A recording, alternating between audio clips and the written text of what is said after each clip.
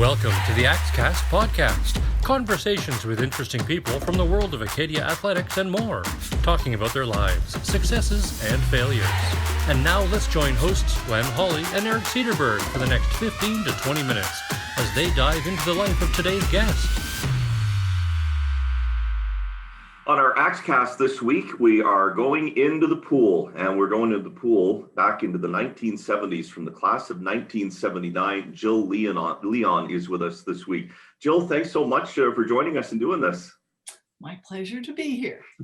Jill, I said the 1970s. It was a very exciting time for the swim program at Acadia University. National championships, competitiveness in the conference. But before we get into talking about that, and there's so many different swimmers that I know that you'll probably refer to that were part of the national championship, sort of take us back to young Jill Leon and where did you grow up and how did you decide to come to Acadia?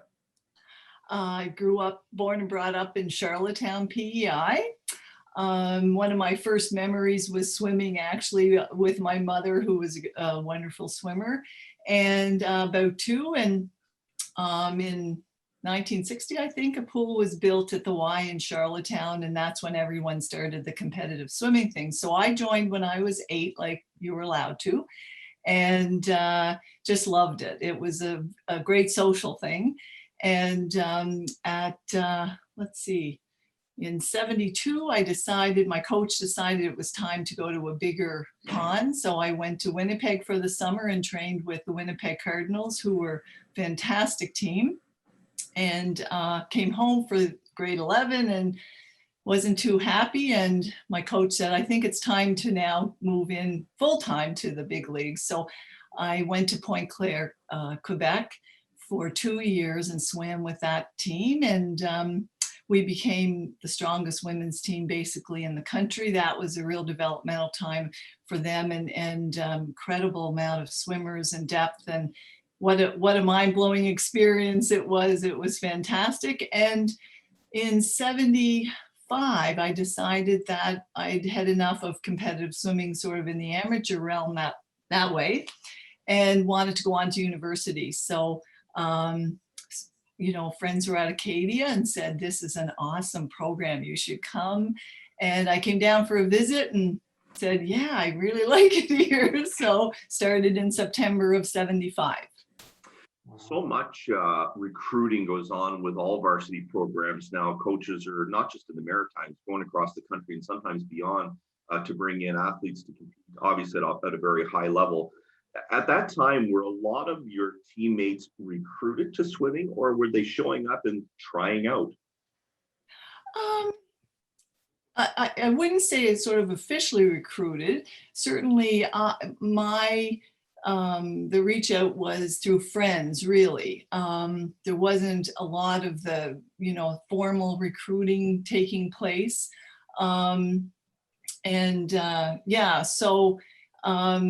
It started after that things really got cooking.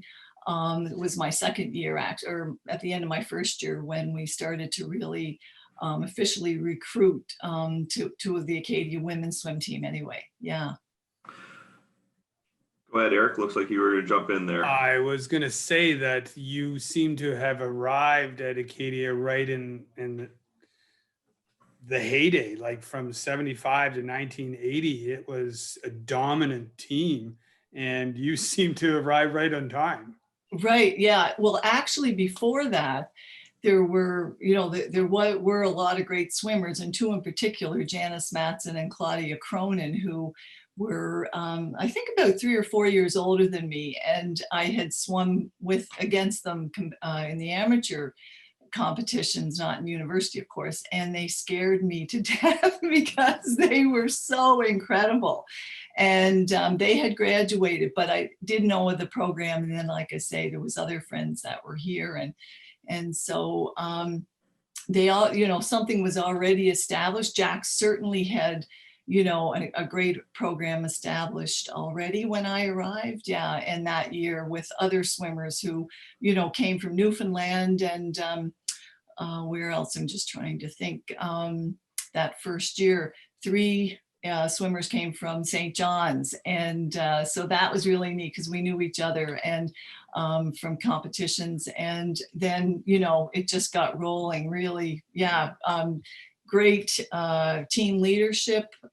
Jack was just super at making a real team, because swimming is different, right? You're in between the lane lines in your, it's sort of a single sport, but it's not a single sport. It is also a team sport. So it's complicated to really make that come together and work, because we are competitors on the block, sort of when you have the same suit on, the same Acadia suit on. But on the other hand, you're still, that's your race against their race. So yeah, so it was neat. Did you get a sense when you arrived here that it was a special program in terms of its competitiveness? Did you get the sense early on, Jill, that this was going to be a program that other schools were going to have to deal with? I did, yeah. And I mean, there was, the pool part was huge for sure. Jack, right, from the first practice type thing, he was an amazing coach. The practices, motivation, all of that. But the whole Acadia experience, and when I was thinking about this before, probably one of the other things, oh, sorry, did I just mute us? No, you're still here, loud and clear. Okay. Was, for instance, the student dinner. So, or athletes dinner, sorry. That I never heard of another school that did that, for example. So we trained 5 to 7 p.m. And then he actually did start morning practices from time to time. But anyway, but then we would quickly get changed and run up the hill, and there would be another dinner for the athletes. So, that was amazing, really. So things like that, the core, as I say, with Jack and the swimming in the, in the pool part, but the rest of the experience at Acadia was amazing for creating this championship team. And I'm glad you mentioned Jack. And Eric, I know you have some questions, because Jack Scholz was a professor of yours, and certainly with the SMILE program, the swim program, you'd have some insight with Jill on Jack's. Yeah, well, I was going to mention to Jill, like my insight, my experience with Jack was that he was a very, I'm trying to think of the word I had in my head earlier, but very compassionate person, but at the same time also very to the T, strict. So I can imagine him as a coach. I see how he became so successful because of that characteristic he had of being regimented, but then also, I had many times where I thought that this guy's a real big meanie, but man, he turned out to be an incredible person that, and I think that's even with the SMILE program is a reflection on his compassion for people. Oh, definitely. And, he was very, was a little strict, but disciplined, really. He was so disciplined. And so therefore we rose to that. I wouldn't say he expected, he probably did, but it wasn't said. The role model was this very dedicated, disciplined coach. And so, yeah, everyone, we all had fun. We had a good time, but when you showed up, boy, it was business and hard work. And, the training we did was, incredible, really. And I also want to point out that our season probably was the longest of any team on the campus. So we started day one and we finished at the end in March. And so, other teams, they could have, a shorter time and, do other things, but swimming, it was all the way through. And he really was incredible to keep us focused, really. You think of these kids at this age and all the other things going on and stuff, but we were able to have this. And it was fantastic. He was amazing. The science that goes into athletes and their training today at the university level is, and I and Eric get to see it every day. It's incredible, whether it's diet, the training away from the pool in this case, and then the practice time and everything. When you think back to, and you talked about the training regimen and everything under Jack, and obviously it is a lot different, now than it would have been then. But just give us a sense of what that training regimen was like, because swimming, as you said, it's a bit of a different sport in terms of how you train and prepare to compete. Well, I mean, where do I begin? Sort of on all of that. So you just want sort of the whole. Yeah, you mentioned practicing like 5 to 7 every day. Like I watch the athletes come in now. It's beyond the practicing with their team. There's the high performance center. It's all the even how they eat. Like, was all that stuff under the microscope for you? It certainly was early days for any of that.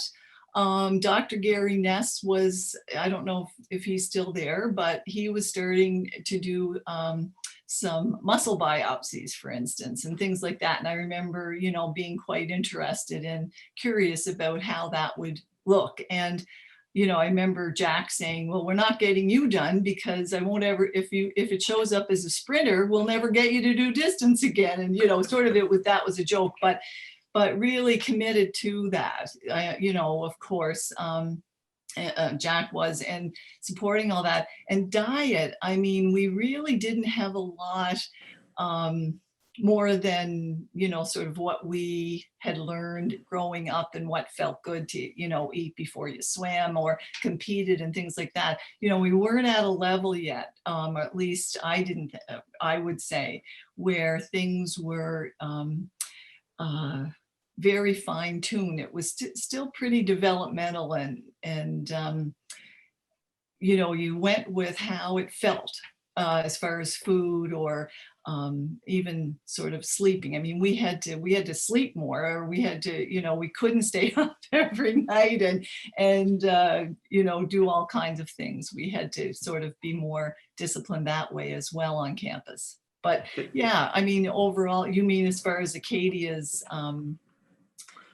support and focus, Yeah. Certainly it was there, and whatever was the research was saying and things were coming out, we were on the, I should say, cutting edge, or yeah, for sure.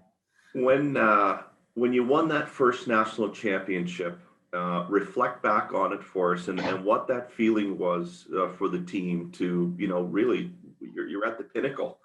You've won it. You're the best in the country. What that feeling was like? Well,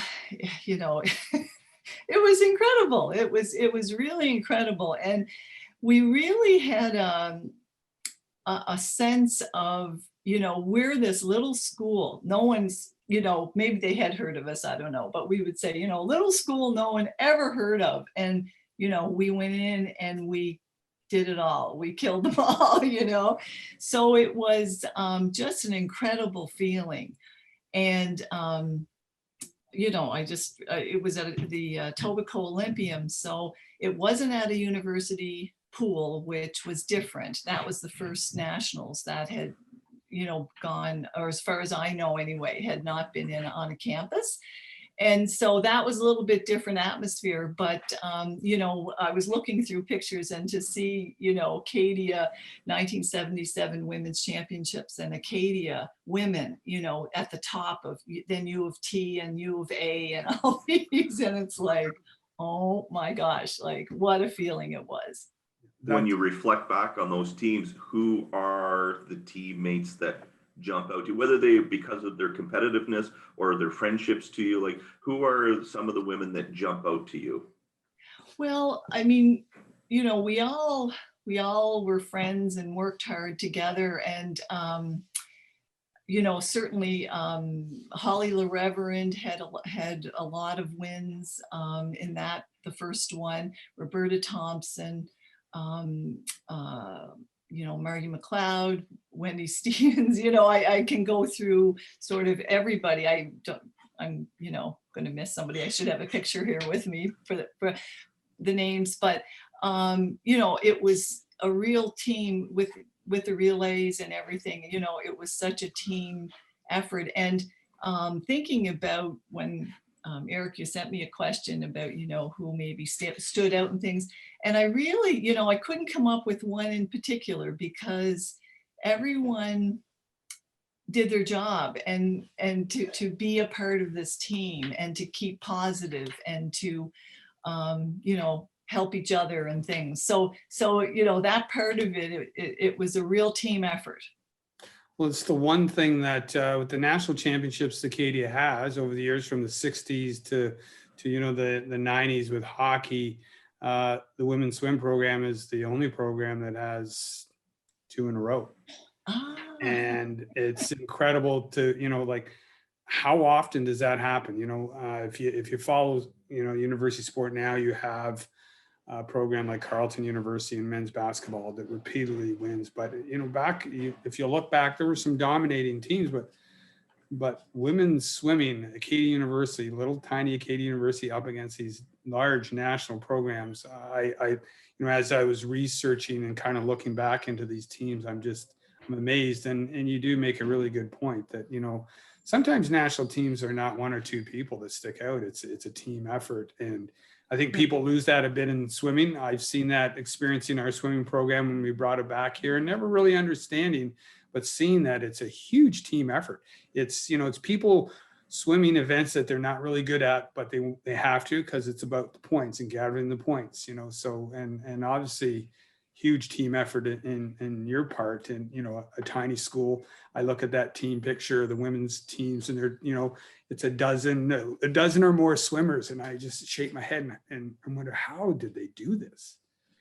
Well, I can still see Jack in my mind's eye with the schedules and say, like, who are we putting in, and where people were placed. That strategy was, huge in winning, right? And I remember one meet against UNB, and we had it was the men, but swimming team in this event, but somebody was sick, and you didn't ever put entries in. You showed up at the block, so there was a huge strategy. So the first event, or the first relay, this guy had gotten in the water, so everyone saw him in his suit, saw him get in the water, and then when they called the relay up, he walked up to the relay, and just before he stepped back and the other swimmer stepped in, and UMB went, "What? Like, are you kidding me? What? Why isn't this person's, And so, like, things like that, when you go into an amateur competition, the whole sheet's there, everybody knows everybody, but not in the university. So that was really a neat experience after having been through the other, and it's a totally different strategy and excitement and how it's going to play out, because if you put someone in the wrong event, and again, that's where everyone in our team counted, because we needed depth, which we had, and we had to have that depth in the right place too. It wasn't always who was going to win. It's about, well, we need people coming in everywhere, and they're, so important. So, yeah. So yourself, I guess I would have 3 questions. What was your favorite stroke to swim? Oh gosh. Haven't been swimming lately? Yeah, I swim. I even swim with kicking now with my cast. Yeah, I swim all the time. My best finish was backstroke, but I really love all of them, and I do love distance swim, freestyle. I must say. So yeah. So you answered 2 there. You told me what your favorite was and what you were good at. I guess third one would be, what did you hate that maybe Jack got you to swim because you were pretty good at it? Oh my gosh. So the thing I hate, the event I hated the most was a 200 butterfly, no question. But I don't think he ever got me to do it. I can't remember ever swimming it. I don't think it ever came up. So the worst one, Yeah, I anchored a relay once that UNB beat us by like a meter or a yard, and I was sure I was going to catch it at the end, and that was probably one of the hardest ones to take. But anyway, all worked out. You know what? One of the toughest things is repeating, and Eric had mentioned where you guys had won back to back. So you win in 77. Did you guys feel like an immense amount of pressure to be the best again a year later? Gosh, I can't remember that. Yeah, I seem to think we knew about it, but I don't feel like now I could see that that would weigh heavily, but I really can't say for sure. Yeah, I know that we were, just super training hard. And that team was, gelled, and really strong. So I think, I don't remember any incredible pressure more than what normally would be. Yeah. You know what's really surfaced for me, Jill, in my alumni travels is obviously every era had your close knit, your teammates, whether you win or lose. But certainly the programs that had that national success, whether it was the 71 men's basketball team, the 93 men's hockey team, whether it was the football team of 81, there's a real closeness that exists today. So for you and your teammates from 1977 and 78, how close are you today? Well, we have a Facebook group, and so we've had reunions, and we're in touch a lot, I would say, with things that are going on in life, good things and things that are tough, and people are still connecting and reaching out, and so it's really incredible. That's that friendship and bond that you have, having done all that, those meters, millions of meters sort of together, and walking up and down the hill together, and those bus trips. And oh boy, yeah, it really creates a friendship that is lifelong. Now, I don't know if you know this, but they built this huge bridge that goes from Nova Scotia to PEI, but some people on this call have been known to swim the channel. Tell us about that experience. Well,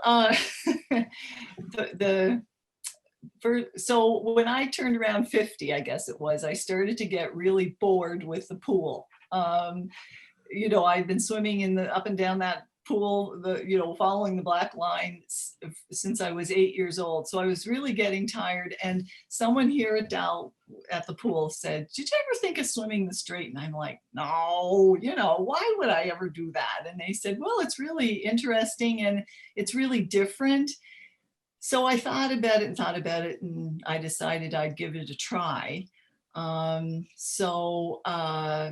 Did the training. Training wasn't a big part of it, really. It was really up here. And what was in the water with me, all of those things, like what was going to be below me, what was, and learning. And so that was really mind-blowing to get in the water and set out and not have to make one turn, just swim for 4.5 hours or whatever it was. So that was really great. And then that was 2008, and then in 2012 we went to Turkey and we swam in the Hellespont race, which is Europe to Asia with 500 people. And I said, I'm never doing that again, ever. That was absolute madness. In 1 meter seas. Anyway, no one drowned, thank God. So, and so then I came home and I was like, you know what? My husband and I were on the ferry one evening and it was gorgeous, flat, calm, and the sun was setting. And I said to my husband, Josh, I think I could swim this. And he was like, okay. I thought more about it, and I talked to a friend of mine who actually has Northumberland Ferries, Mark McDonald, and I said, I don't think anyone's ever done this before. And I'm really feeling strong and fit and all this. And he was like, okay, Jill, no pressure, but if you ever decide you are going to do it, we're going to sponsor you. And I was like, okay. So it took about, I don't know, 7 or 8 months. And I'd been training and everything. And I kept thinking, I think I can do this. I'm a person who doesn't like to try things if they don't think they can do it. So anyway, I said, yeah, I'm going to give it a try. So he lined up a person to escort me a boat who was the captain of the Confederation and my husband. And, you know, it was just an incredible, one of the most incredible days of my life. So I would think the science that went into you doing this, a lot of thought, like obviously you didn't swim it in January or February going across there. You'd be lucky to have water going across there at that time of the year. But I mean, in terms of the time of the year, the currents in there, all those factors that might have had to play a part in your decision.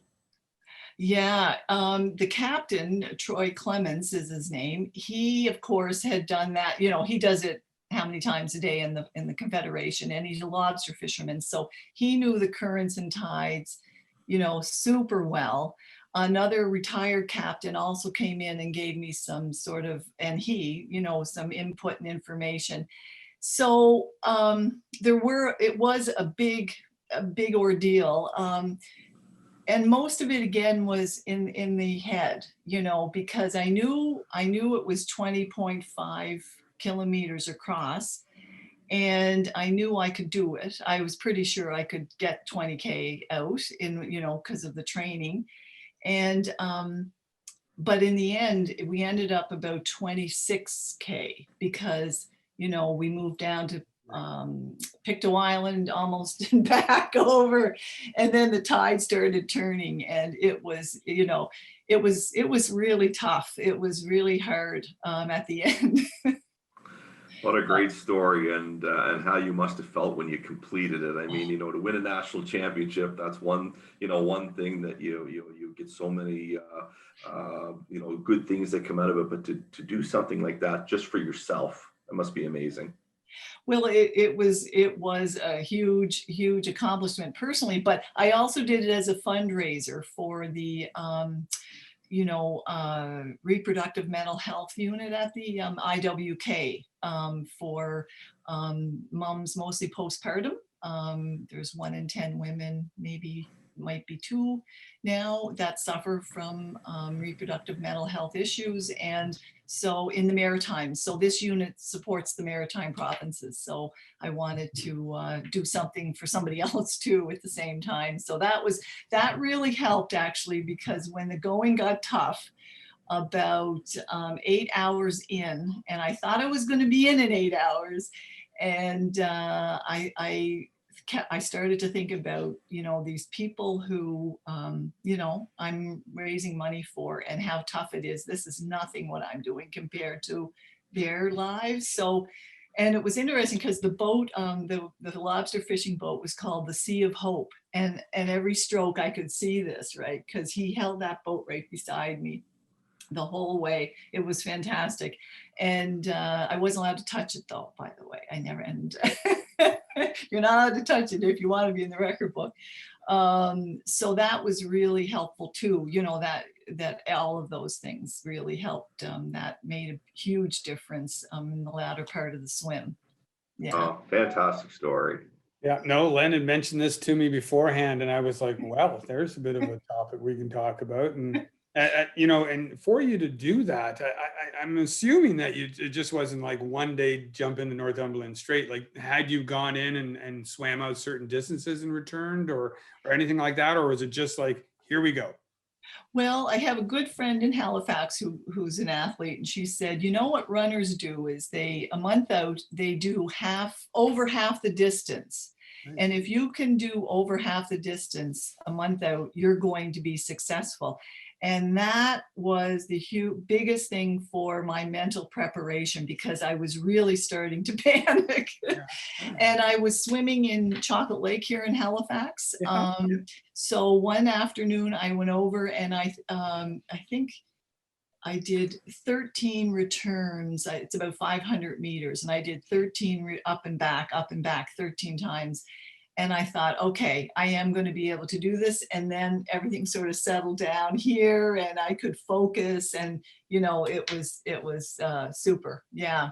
So that's really what I did. I mean, in the winter, did a lot of long swims, a lot of weights to keep, the shoulders, the joints, and I didn't have any problems because of that. I had a really good physio, and yeah. So although he did tell me he didn't know how many more of these were left in these shoulders, but we'll see. So you reached the other side. Are you being dragged out of the water, or are you just, it's done, take me home? Oh my gosh, I did run out, and people they were like, what's, why? But I don't use my legs when I swim. So it's mostly upper body, right? And so you kick, but it's balance and things like that. So my legs actually felt fine, but I had this cramp right here. And do you think I could get that cramp out? I could hardly lift, to get that arm. Oh my gosh. Oh my gosh, the last little while, but Congratulations. Wow. Well, the next time I drive across the Confederation Bridge, I'm going to look in the water and think, oh my goodness, I can't believe she went across there. So great story. Jill, you're one of the great swimmers, great storytellers, just that we've learned here in the last 30 minutes from Acadia. Appreciate you doing this so much. And congratulations on all of the wonderful things you've accomplished at Acadia and beyond. Thank you very much. And thanks for this opportunity. This was such a nice blast to go back and look through things. And like I say, Acadia gave me such an incredible experience in the classroom, but boy, outside, and this was so huge. So thank you very much for the opportunity.